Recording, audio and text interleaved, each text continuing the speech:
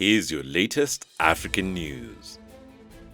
Africa-wide, Pandora Papers expose African leaders' offshore secrets. Millions of leaked documents have revealed the financial secrets of how world leaders, billionaires, and celebrities use tax havens. The Pandora Papers has revealed how the West and capitalism enables the illicit cash flow out of the continent. This financial system, knowingly established by the West, is actively enabling the theft of African resources. Kenya's President Kenyatta has been implicated, and leaked records show that he and his family are beneficiaries of a secretive foundation in Panama that is allegedly used to hide funds. Other implicated African leaders include Denis Sassou Nguesso, President of the Republic of the Congo, Ali Bongo Ondimba, President of Gabon, Patrick Achi, Prime Minister of Ivory Coast, Jim Mwezi, Security Minister of Uganda, Eris Ali, and former Prime Minister of Mozambique. Libya. More than 5,000 refugees detained in Libya, according to NGO. A recent report claims thousands of refugees have been detained in Libya. The NGO says it's the first crackdown launched so far by the Libyan authorities targeting migrants. A human rights worker for the Norwegian Refugee Council claims up to 5,000 refugees may have been detained in Libya since Friday. The allegations were made on Sunday following a crackdown on Friday by the Libyan police force against refugees. According to the UN, the operation resulted in at least one dead person and 15 injured. The Libyan authorities claimed at least 4,000 detentions, including women and children. Ethiopia. Ethiopia's Prime Minister Abiy Ahmed takes oath for a new term.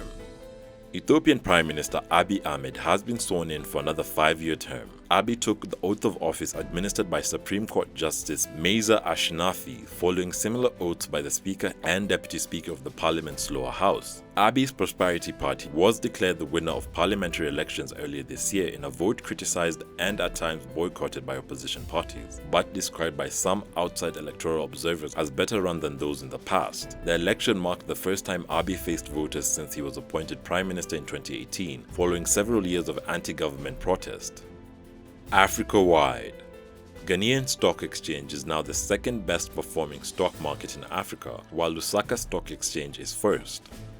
The Ghana Stock Exchange, which led the League of African Stock Exchanges as the best performing market in the first half of this year, in dollar terms, was beaten to the first position by the Lusaka Stock Exchange in the first 9 months of this year. The impressive run by the Zambian kwacha against the dollar was a key contributing factor against the Accra Burs being pushed to the second position. In local currency terms, the Accra Burs was the best performing market on the African continent, but the 1.78% depreciation of the cedi to the dollar and the 27 percent points gain in the Zambian currency to the dollar pushed the Ghanaian Stock Exchange to the second position. According to the trading result, 15 stocks on both the main and SME market registered gains in the market value, while 6 stocks recorded losses. The best performing stock was Fan Milk and was followed by Societe Generale and MTN Ghana. However, the worst performing stock was Cocoa Processing Company, which is selling at a low price per share. On the continent, the worst performing market is the Nigerian Stock Exchange with an annual return of negative 7.60%.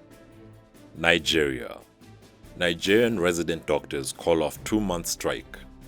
Doctors in Nigeria's government hospitals have suspended a 2-month strike for payment of salaries owed to many and improved working conditions. The resident doctors, the mainstay of healthcare at government hospitals throughout the West African country, say they will resume work Wednesday after they achieved some positive results in talks with the government. Although members owed salaries arrears are beginning to get paid, some key demands that led to the strike have still not been addressed, said Ishaya. The outstanding demands include salary shortfalls and arrears, some owed for more than a year, failure to increase the 5,000 naira monthly health hazard allowance last reviewed in 1991, and failure of some states to implement the monthly national minimum wage of 30,000 naira for resident doctors. Mozambique. Mozambique president calls on insurgents to surrender after key militant is killed. Mozambique's President Filipe Nyusi urged Islamic militants in its far north to surrender on Monday, saying they had nowhere to run after allied Rwanda, Mozambican and South African forces pushed them out of territory they had been occupying. President Filipe's comments to mark Peace and National Reconciliation Day came a day after regional South African forces say they had killed a senior Islamist militant leader along with 18 other fighters in an offensive on September 25th. A number of areas previously held by militants have been cleared, including the town of Mocimboa da Praia, more than a year after insurgents first seized it. Insurgent bases have also been destroyed, according to security forces, while President Filipe said it was likely the leaders of the insurgency had fled, possibly even abroad. There was concern for those lower down the chain, especially if they had been forced to join their ranks. East Africa. South Sudan and Uganda abolish visas between the two. Ugandans traveling to its neighbor South Sudan no longer require visas to enter the country. The move reciprocates one taken by Uganda in September to scrap visa entry requirements for South Sudanese that came into effect on Friday. South Sudan's Deputy Foreign Minister Deng Dudeng confirmed the development and said his country's decision is in line with the requirements of the East African Community. South Sudan is the East African Community's newest member, and its founding treaty provides for free movement of people and labor within the community. Uganda, Kenya, Tanzania, Rwanda, and Burundi are the other member states. South Sudan joined the East African Community in 2016, but has been slow in adopting some of the protocols, including the one establishing a common market. In July, South Sudan and Kenya also scrapped visas for their nationals traveling between the two countries. Thanks for watching.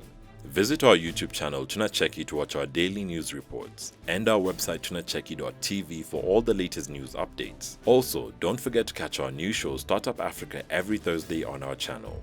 You can directly support this news series by becoming our YouTube member or becoming a Patreon. And remember, Africa is watching.